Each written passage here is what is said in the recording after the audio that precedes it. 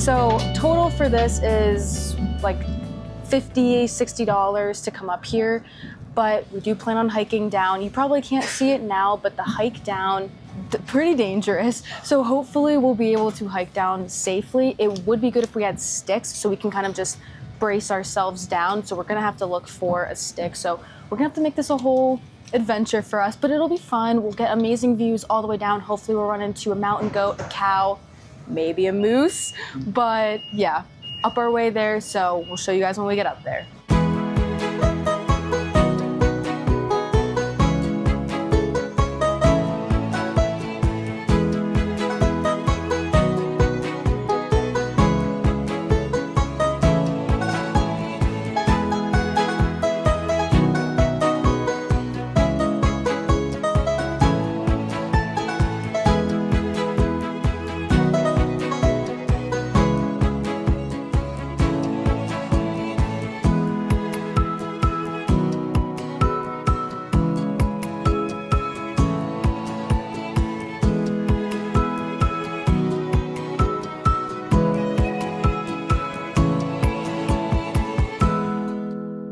Perched at an elevation of 6,762 feet, Kleine Scheidegg serves as a pivotal junction in the heart of the Swiss Alps, offering unparalleled vistas and a gateway to numerous alpine adventures. Nestled between the iconic peaks of Eiger, Mountain, and Jungfrau, this mountain pass has captivated travelers for centuries. For hiking enthusiasts, Kleine Scheidegg offers trails that cater to various skill levels. The Eiger Trail, for instance, provides an up-close experience of Eiger's formidable north face, which you can see right behind me, allowing hikers to appreciate the sheer scale and majesty of this iconic mountain. Additionally, the Jungfrau Eiger Walk offers a more leisurely path with stunning alpine scenery, making it accessible for families and casual hikers. Beyond its natural allure, Kleine Scheidegg boasts a selection of mountain lodges and restaurants where visitors can savor traditional Swiss cuisine while soaking in all the alpine ambiance. Establishments like the mountain restaurant Kleine Scheidegg and the historic Hotel Bellevue des Alpes, dating back to 1840, offer a blend of culinary delights and historic charm. You can see why people would want to stay up here, being so close to the ski gondolas, being so high up. This is the perfect place to stay when in this region, but it does come at a cost. I believe this hotel behind me, their child room, I'm not sure what that is around 200 Swiss francs, so maybe whatever, $220, or their 2-bed with bathroom is gonna be around $700. I doubt it includes a ski gondola pass as well, so expect to pay a pretty penny to stay up here. There's probably only like 2 hotels up here and maybe like 2 to 3 restaurants, so you can kind of just charge whatever, but obviously this place is historic. We will not be checking out the restaurant because I don't even want to see the prices, but maybe we'll go grab a burrito over at this like little market over here. I'm not sure, but this place is amazing.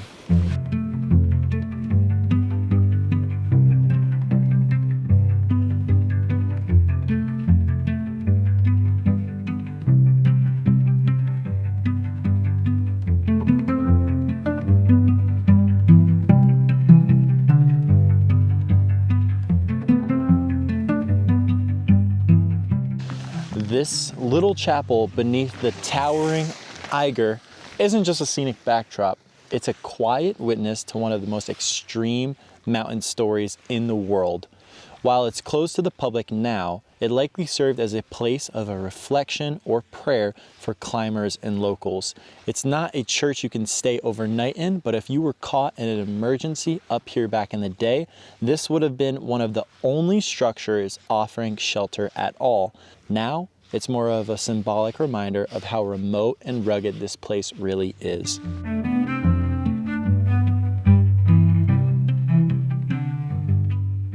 As for the Eiger, it's not just any mountain. It's a legend in the climbing world. The north face, known as Moorwand or Murder Wall, rises nearly 6,000 feet straight up. It's sheer, icy, and constantly threatened by rockfalls and avalanches. Over 60 climbers have died trying to summit it, especially in the early 1900s when equipment was primitive and weather forecasts were non-existent. The first successful climb of the North Face wasn't until 1938, and even then it took 4 climbers over 3 days, with ropes, ice axes, and nerves of steel. Yeah. This isn't just a mountain you can casually hike up though. While there are trails in the region for average hikers, the North Face itself is for elite alpine climbers, most of whom train for years. Routes are vertical and exposed, with climbers hanging from rock ledges or sleeping in bivouacs halfway up the cliff. Bivouacs are basically just like a sleeping bag or a small tent. I believe it's just a general term for camping equipment that you would be sleeping in.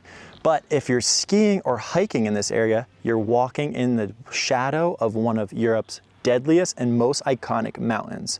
That tiny chapel at the base might be one of the most humble monuments to that fact.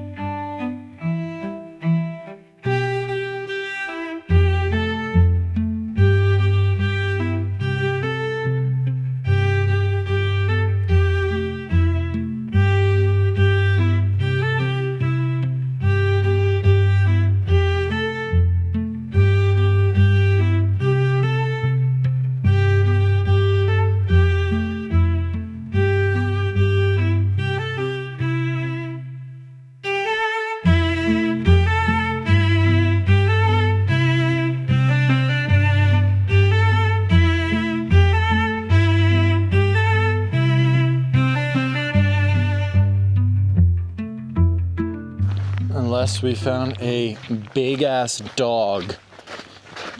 We are currently walking in the same exact direction. Look at this, as a bear probably. That is huge. And it definitely looks like there's claws at the end. So very scared at the moment. We probably should have just taken the gondola thing back down and not have done this 4-mile trek in the snow.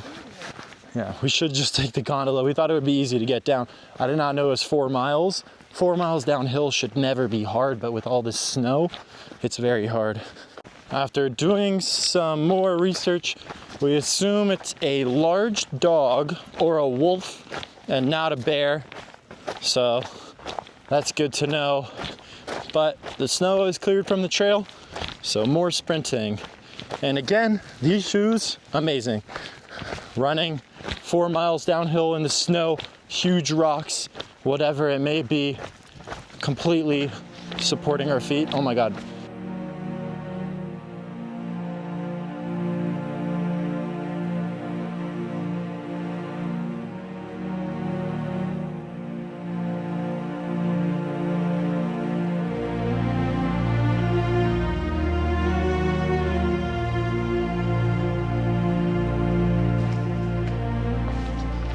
So overall review of the Kleine Scheidegg.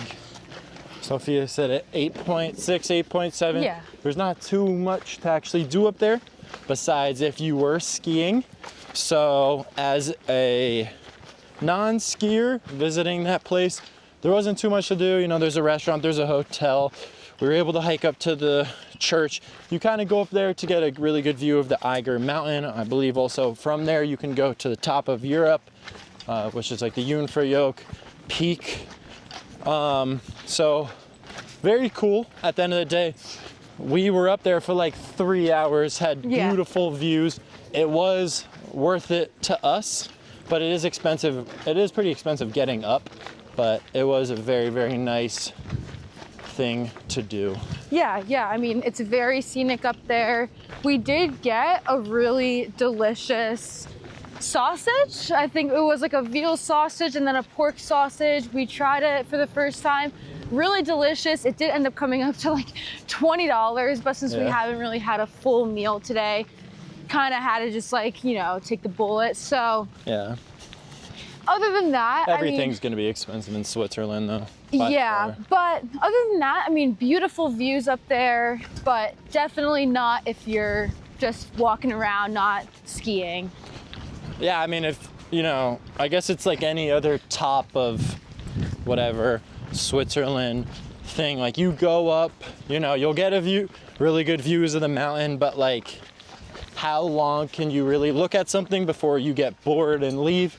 Not that you get bored, but you know, your attention span only really lasts so long. So, but at the end of the day, I feel like we were up there for like 2-3 hours. So yeah, we tried to look at it as long as possible. It's just like, you know, just different views of this whole region. I feel it was worth it. We had a really like hard time getting down, I'm not gonna lie. But at the end of the day, our hard times that aren't really so much on camera are like more of the memorable ones. Yeah. Really fun time though overall. We love Switzerland. Follow us for more. For those interested in season 12 of Shark Tank, the company named Mountain Flow Eco Wax was actually bought by Barbara and Kevin, 20% for $300,000. And what most people don't realize is that traditional ski wax can actually be toxic to the mountains. A lot of waxes still use harmful chemicals called PFAS, and these are the same chemicals that are found in non-stick pans and industrial products, so they don't break down well in nature. So every time someone waxes their skis with this stuff and glides down the slopes, a little of it gets left behind in the snow. When that snow melts, those chemicals can actually leach into the ground, contaminating drinking water and seriously harm local ecosystems. That's why a few companies, including the one out of Colorado that I was speaking on, uses a plant-based biodegradable ski wax. And these waxes work as well. They just don't break down naturally and don't leave toxic residues. Some resorts and competitions are even starting to ban traditional fluorinated waxes altogether because of how dangerous they are. So if you're skiing, especially in places like Switzerland, where the mountains double as natural water source and breathtaking views, also things you could ski down, it's very important to make that switch. There is my, not political statement, but just something that you should consider.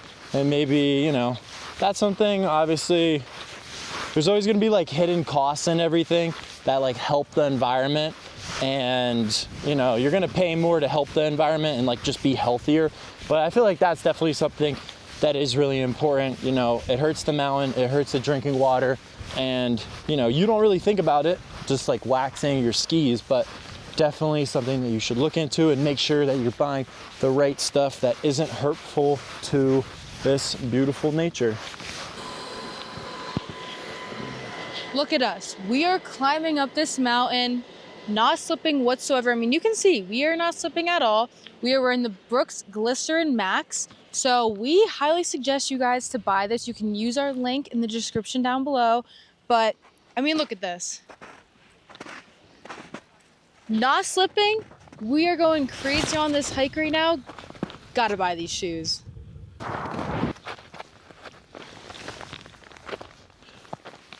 Perfect for every type of weather. They claim to just be a marathon training shoe, but we have lasted around 2 months now without any type of foot pain whatsoever. If you work as a hospital worker in a factory, just any job that you're just standing all day, walking around all day, be sure to pick up these shoes. We've left the link in the description. Go check that out. We've tried on probably 50 pairs of shoes before we left for this backpacking trip, and this is the one that we settled on. Very, very happy with our choice. Very good price too. They add probably around 3 inches of height. I don't think I'll ever get another pair of shoe, regardless if Brooks actually sponsors us or not, but go check out these shoes. Guess what? I just found this steak all the way out here in the mountain. I have no idea how I found it. It's already cooked, super hot, medium rare. That's exactly what I want. I'm not going like insane or anything. I mean, I just found it. I have no idea. I mean, it's clearly not snow. I'm so excited to eat it. So let's go get it. Ow! Be safe, Jackson. Come on. Come on. Don't fall. Don't fall. We are not sunscreened up, I am. but oh, never mind. Sophia is, of course. She's always ready, but she just didn't remind me. But yeah, hopefully I don't get a really bad suntan. As far as this place, definitely you would just come up here. I guess if you want a gorgeous view, it's also so cool. Like you could see the bottom of the cloud. Like the bottom of the cloud is forming right at eye level. It's so cool. But I would assume that people just come up here if you're a skier. Or just want to eat and you'll have a good view. Yeah. Pretty much. That's really all we Well, yeah, the food would be really expensive just to like come up here and eat. But, No, I know, but like yeah. skiing all day. Yeah, you know, ski, of course. Eat. That's pretty much all that's up here. And like touristy shops. Those will get let out and then melt. Or I think that they get